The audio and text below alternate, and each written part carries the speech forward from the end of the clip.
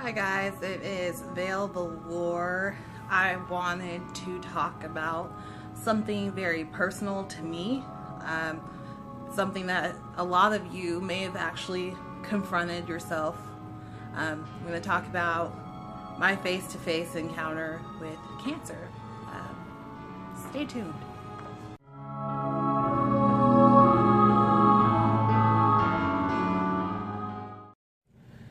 Okay, so on June 11th, 2016, I got a phone call from my mom. It's really strange because my mom doesn't, we don't necessarily talk on the phone. We'll usually use Facebook Messenger to communicate, or we communicate through text. Well, my mom actually called me. And immediately when I picked up the phone, I could hear in her voice something was wrong. And she tells me, your sister's sick. She's in the hospital. So, my sister lived in Dallas at the time, and she just kind of had a hard few months. She had a baby born prematurely in January. The man she's married to wasn't necessarily the most upright of people. He's not a bad person, but just not a very smart person. So, I'm thinking, okay, well, give me the number to the hospital and I'll give her a call, see how she's doing, what's going on. Well, I kept trying to call into the hospital and couldn't get through for some reason. So eventually, my mom called me back about an hour or so later, and she said, I hope you're sitting down. I want to let you know that your sister has cancer. The nurse just came in and told her. And they explained that they didn't want to sugarcoat it, and they just told her. And I don't mean to be emotional, guys, but there's going to be a happy ending. But so I kept calling the hospital, couldn't get through. I called my grandmother, and I've been on the phone, off and on the phone with my grandma pretty much all afternoon. So I called my grandma and told her that she had cancer. And I just cried and cried and cried. So anyone that knows me personally knows that my little sister is my best friend. We are very, very close. We've always been extremely close. We used to talk on the phone every single day. As children, we shared a room. Even as teenagers, we had separate bedrooms and we would still sleep in the same bed. I've always been very protective of my sister. So, finally, the next morning, I was able to get through to my sister. And like I said, she just had a baby prematurely in January, and she also has a 4-year-old little boy, or he's 4 now, he's 3 at the time. And my sister's crying on the phone, and I'm sitting on the phone with her trying to hold back my tears because I didn't want, I'm trying to keep things upbeat for her. So she's just crying her eyes out. She tells me, Sissy, I don't want to die. My baby doesn't even know me. And that tore a hole in my heart. So my older sister and my mom went to Dallas to check on her.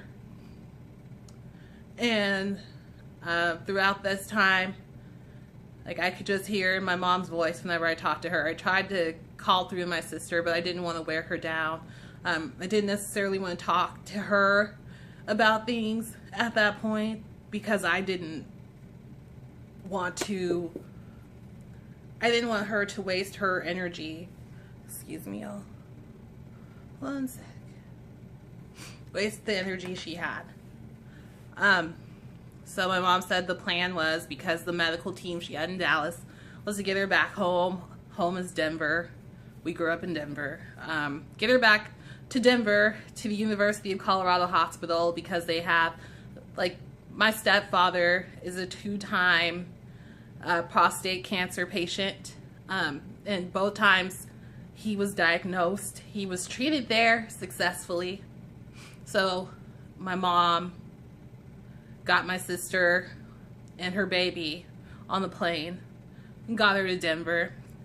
My mom calls me about a day or so later and tells me that my sister couldn't even talk because she couldn't breathe, and she was terrified that she was gonna die on the plane. And so I was at work and I had just started this job, and I called my boyfriend and I just told him, you know, I need to go to Denver. So immediately he comes and picks me up. Like, he had already like packed a suitcase for me, puts me and my shit in the car. He drove 10 hours straight from Vegas to Denver with me. We got to Denver at like 5 a.m. and the whole ride there, I'm just terrified, like shaking the whole time, scared out of my mind, not knowing what I'm gonna see when I see my sister. I called my sister when I was on the road and told her I loved her and told her I was on my way, and her best friend called me and she's crying. She's like, you know, that just really made her day, because she said the one thing she wanted was for you to be there with her. So we made the trip to Denver, got into Denver. I didn't sleep. I called my stepdad the next morning and asked him to come pick me up and take me to the hospital. Guys, when I got to that hospital, what I saw, I wouldn't wish this on anyone. My sister is a beautiful, vibrant, 29-year-old woman. I basically saw a corpse laying in that hospital bed. Like, her cheeks were sunken in. The tumors were in her stomach. She had a tumor in her stomach. And she looked like she was 9 months pregnant. She has oxygen and all kinds of IV tubes hooked up to her. And she just smiles at me. And, you know, the whole time I was there, I did what I could to not cry in front of her. But inside, guys, it was hell. I was so devastated. But I kept trying to keep it positive. So I made it my personal mission to not leave her side while I was there. So I took her down to give her scans on her lungs to see if the cancer had spread, things of that nature. So my sister's enduring tests. Guys, the things I saw, I was in Denver for about 10 days, and the things I saw during that time has just changed me for life. My sister couldn't walk. My sister couldn't feed herself. She couldn't bathe. She couldn't even wipe herself in the bathroom. So I made it my point to help her as much as I could. So I took her to the bathroom and I wiped her. I gave her her showers. I combed her hair. I went to the dispensaries and I bought cannabis oil. I bought sodas. I bought whatever I could think of that I could give her to help her not be in pain.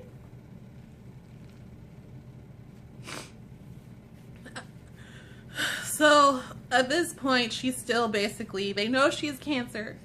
She's undiagnosed. So fast forward a couple of days later, they finally come in. There was a team of 10 doctors that come in the room, and I had been sleeping at the hospital. I hadn't changed my clothes, hadn't washed my hair, hadn't taken a shower, just sat there with my sister, like going outside to only smoke. I was smoking tons of pot to numb myself so I could keep a strong face. The doctor comes in and me and my mom are sitting there and they just tell her, like, we don't know what kind of cancer you have. And it's spread to your lungs. We're a little concerned it's on your brain. And basically just told her that there was a high chance she would die from it. So, and I don't mean to smile, guys. This is just like so horrible. My sister,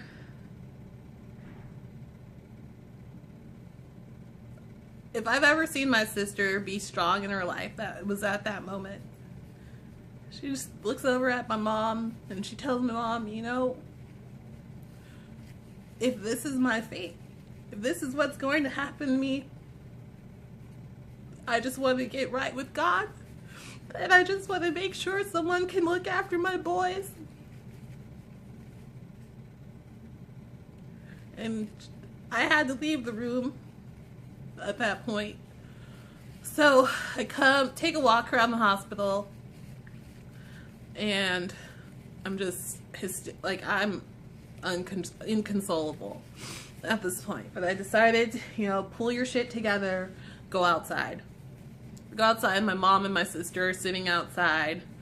And I took my sister, she's in a wheelchair, so I wheeled her over to the park with the pond, and I just sat there with her and just held her hand. I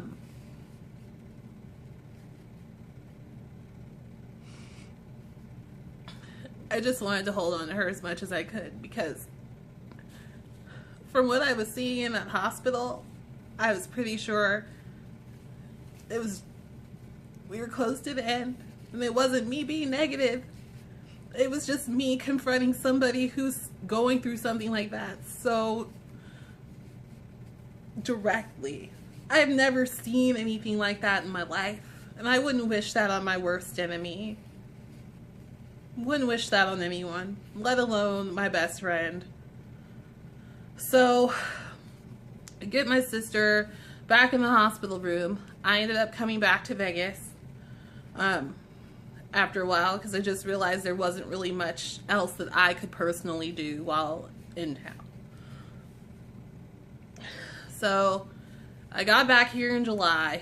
Every night since then, I don't sleep. Like, I do not sleep. I'm up checking my Facebook, because I'm making sure that there's no rest in peace posts going up, making sure my sister is not dead. I'm making sure she's still posting pictures. I'm making sure there's pictures of the baby going up, making sure there's pictures of my other nephew going up. So today, I checked Facebook like I always do, and they found out what kind of cancer my sister has.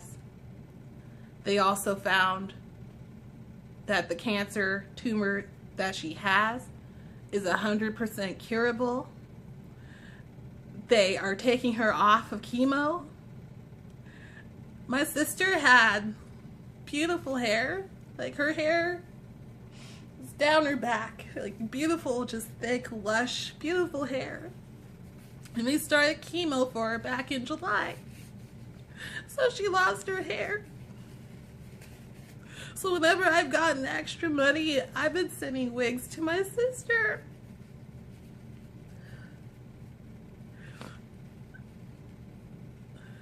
I'm so happy.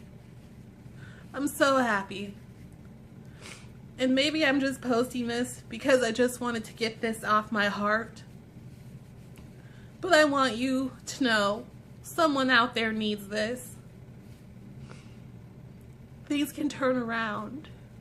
And man and doctors, they're just advisors. They don't have the final say. If you have faith that things will get better, they will. So anyone that's fighting this battle, anyone that is watching someone they love fight this battle, know that it can turn around. Just stay positive. I hope y'all rise in love. I hope you stay motivated. Fuck cancer. And thank you for watching this bullshit. But if you know me personally, you know that my sister has been fighting cancer all summer, like spending her whole summers in hospitals and things like that. I've been worried sick for months. Like, I barely even sleep at night because I'm so scared, like, that I'm gonna get a call that she's gone. They found a cure for her that doesn't require chemo, so she doesn't have to suffer. I'm just overwhelmed. I'm sincerely sorry if this doesn't fit with the sexy image. I don't care about being sexy. I'm just so happy for my sister. I just thank all of you that knew and sent me positive love and sent positive energy so I could send that to her. Just thank you so much.